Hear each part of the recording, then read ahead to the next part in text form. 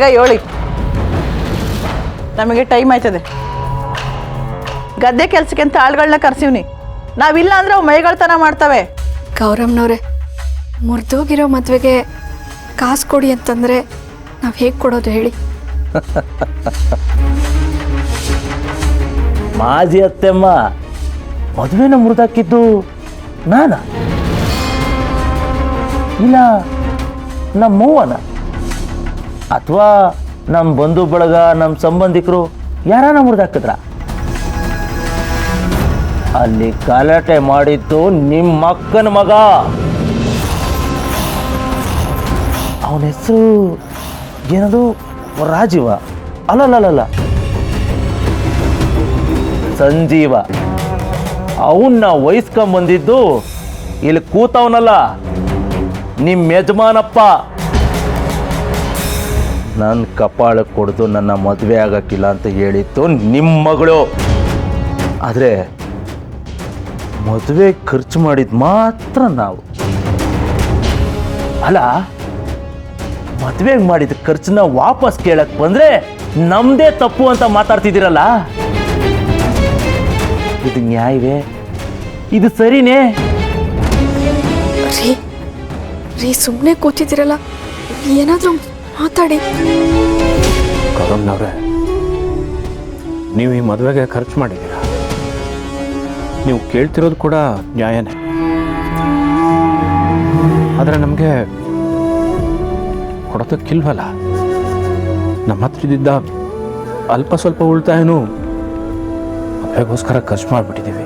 ನೋಡಿ ಪೂರೈತ್ರೆ, ನಿಮ್ಮ ಹತ್ರ ದುಡ್ಡಿದೆಯಲ್ವ, ನಿಮ್ಮ ಕಷ್ಟ ನಮಗೆ ಬೇಕಾಗಿಲ್ಲ. ಅಲ್ಲ, ನಾವು ಮದುವೆ ಖರ್ಚು ಮಾಡ್ತಾ ಇದ್ದಾಗ ನಿಮ್ಮ ಹತ್ರ ಕಾಸಿದೆಯಾ ಇಲ್ವಾ ಅಂತ ಏನಾದ್ರು ನೀವು ವಿಚಾರಿಸ್ಕೊಂಡ್ರಾ? ಇಲ್ಲ ತಾನೆ?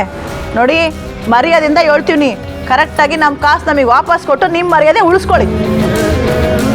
ನೋಡಿ, ನೀವೆಲ್ಲ ಕತೆ ಹೇಳ್ತೀರಿ ಅಂತ ನಾವು ಜಾಸ್ತಿ ಸಹ ಟೈಮ್ ಕೊಡೋಕ್ಕಾಗಕ್ಕಿಲ್ಲ. ಹಂಗೂ ಟೈಮ್ ಕೊಟ್ರೆ 1 ವಾರ ಕೊಟ್ಟರು ಕೊಡ್ತೀನಿ.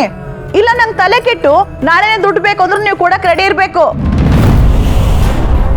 ನೀವೇನಾರ ಕಾಸು ಕೊಟ್ಟಿಲ್ಲ ಅಂತ ಇಟ್ಕೊಳ್ಳಿ, ಮದುವೆ ಹೆಸರಲ್ಲಿ ಮೋಸ ಮಾಡಿದ್ರು ಅಂತ ಪೊಲೀಸ್ ಕಂಪ್ಲೇಂಟ್ ಕೊಡ್ತೀನಿ. ನಮ್ಮ ಮಾನ ಮರ್ಯಾದೆ ಹೋಯ್ತು ಅಂತ 4 ಪಟ್ಟು ವಸೂಲಿ ಮಾಡ್ತೀನಿ.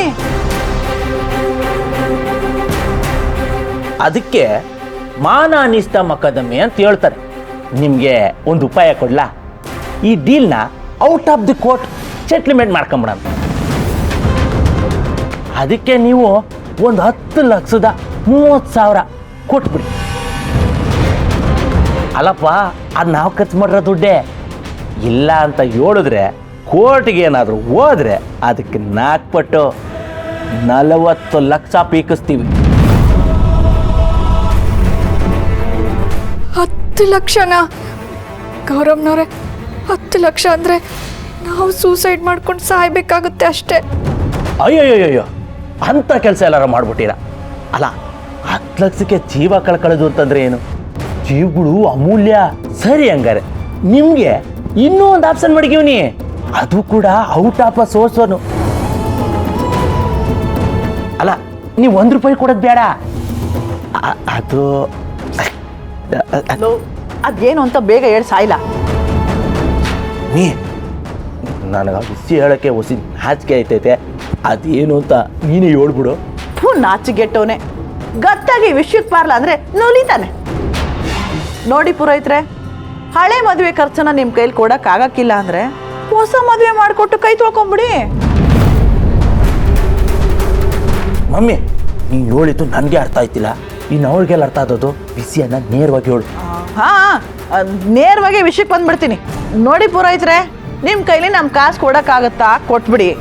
ಇಲ್ಲ ಅಂದ್ರೆ ನಿಮ್ಮ 2ನೇ ಮಗಳನ್ನ ನಮ್ಮ ಕಿಟ್ಟಿ ಕೊಟ್ಟು ಮದುವೆ ಮಾಡಿ ಕೊಟ್ಬಿಡಿ.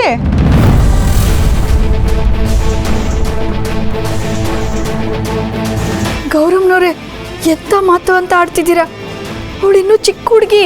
ಅಯ್ಯ, ನೀವು ಮದುವೆ ಮಾಡಿಕೊಡಿ ಸಾಕು, ನಮ್ಮ ಮನೆಗೆ ಬಂದ್ಮ್ಯಾಗ ದೊಡ್ಡೋಳಾಗ್ತಾಳೆ. ಗೌರಮ್ನವ್ರೆ,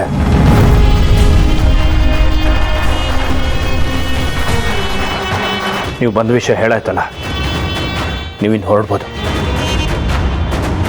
ಈಗೇನೋ ಹೋಯ್ತೀವಿ, ನಮ್ಮ ದುಡ್ಡೇನ ಬಂದಿಲ್ಲ ಅಂತ ಇಟ್ಕೊಳ್ಳಿ, ನೀವಿಬ್ರು ಜೈಲ್ಗೆ ಹೋಗೋದಕ್ಕೆ ರೆಡಿ ಆಗಿರಿ. ಲೋ, ಏನ್ಲಾ ಹಿಂಗ್ ತಿಂದು ಮಂಗನಂಗೆ ಮಕ್ಕ ನೋಡ್ಕೊಂಡು ಕುಂತಿದ್ಯಾ? ಎದ್ದು ಬಾ.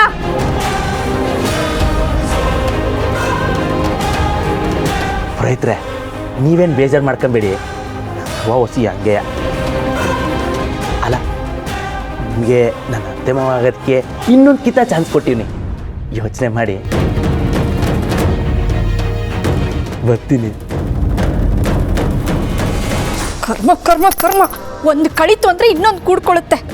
ಹಾಂ, ನಾನು ಈಗಲೇ ಯಜಮಾನ್ರಿಗೆ ಫೋನ್ ಮಾಡ್ತೀನಿ. ನಳಿನಿ, ನಮಗೆ ಬಂದಿರೋ ಕಷ್ಟನ ನಾವೇ ಅನುಭವಿಸ್ಬೇಕು.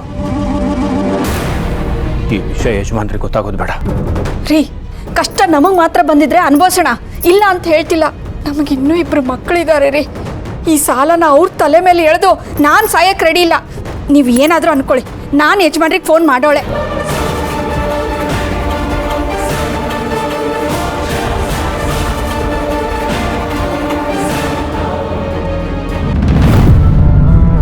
ಅಮೃತ, ಒಂದು ನಿಮಿಷ ನಿಂತ್ಕೊಳ್ಳಮ್ಮ. ನಾವೇನಾದರೂ ನಿನಗೆ ಹಿಂಸೆ ಕೊಟ್ಟಿದ್ದೀವೇನಮ್ಮ?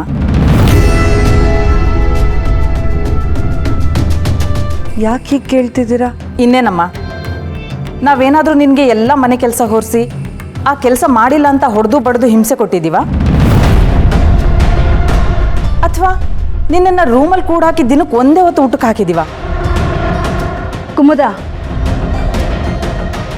ಯಾಕೆ ಕೇಳ್ತಿದ್ಯಾ? ಇನ್ನೇನತ್ಗೆ, ನಿಮಗೂ ಒಬ್ಳು ಮಗಳಿದ್ದು ಅವಳನ್ನು ನೀವು ಎಷ್ಟು ಚೆನ್ನಾಗಿ ನೋಡ್ಕೋತಿದ್ರಿ, ಅಷ್ಟೇ ಚೆನ್ನಾಗಿ ಇವಳನ್ನು ನೋಡ್ಕೋತಿದ್ದೀರಲ್ವಾ? ನಾನಾದರೂ ಚಂದ್ರಿಗೆ ದಿನಕ್ಕೆ 10 ಸಲ ಬೈತೀನಿ. ಇವಳ ಹತ್ರ ಯಾವತ್ತಾದ್ರೂ ಒಂದಿನಾದ್ರೂ ಹೊರಟಾಗಿ ನಡ್ಕೊಂಡಿದ್ದೀನ?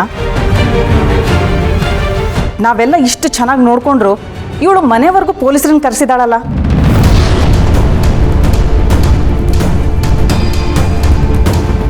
ಅಕಸ್ಮಾತ್ ನಾವೇನಾದರೂ ಹಿಂಸೆ ಕೊಟ್ಟಿದ್ದಿದ್ರೆ ಸೀದಾ ನಮ್ಮನ್ನು ನೇಣಿಗೆ ಹಾಕ್ಸ್ತಿದ್ಲೋ ಏನೋ. ಆಂಟಿ, ಸಾರಿ, ನನಗೂ ಇದ್ರ ಬಗ್ಗೆ ಏನೂ ಗೊತ್ತಿಲ್ಲ. ನಾನು ನಿಮ್ಮಾಗೆ ಕನ್ಫ್ಯೂಸ್ಡ್ ಆಗಿದ್ದೀನಿ. ಏನಮ್ಮ, ದೊಡ್ಡ ಮನೆಯಿಂದ ಹೆಣ್ಣು ತಂದರೆ ಹೀಗೆ ಆಗೋದು ಅನ್ನೋದನ್ನು ಸಾಬೀತು ಮಾಡ್ತಿದೀಯ ಬಿಡು. ಕುಮುದ,